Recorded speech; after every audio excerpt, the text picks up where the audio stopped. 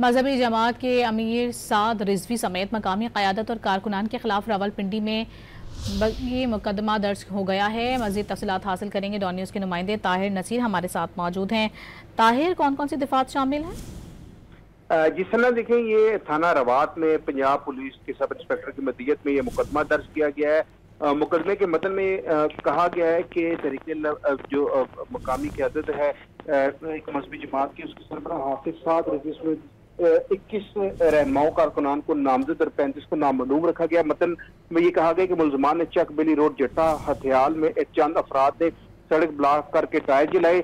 अमीर साहब हुसैन रिजवी ने कॉल दे रखी थी कि लाहौर से इस्लामाबाद तक रोड ब्लॉक कर दें।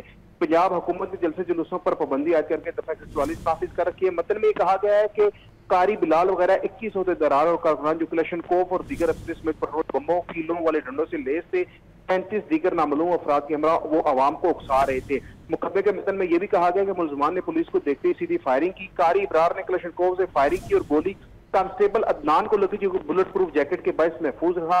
मतन में यह भी कहा गया कारिश दानिश वगैरह ने कांस्टेबल नजीर को पकड़कर तशद्दुद का निशाना बनाकर आंसू गैस के 150 शेल छीनी और वर्दी फाड़ दी। रावलपिंडी पुलिस ने मुकदमा इंसदाद दहशतगर्दी की दफा के तहत इकदाम कत्ल, डकैती और दीगर दफात के तहत मुकदमा दर्ज किया है। जी, बहुत शुक्रिया आपका ताहिर।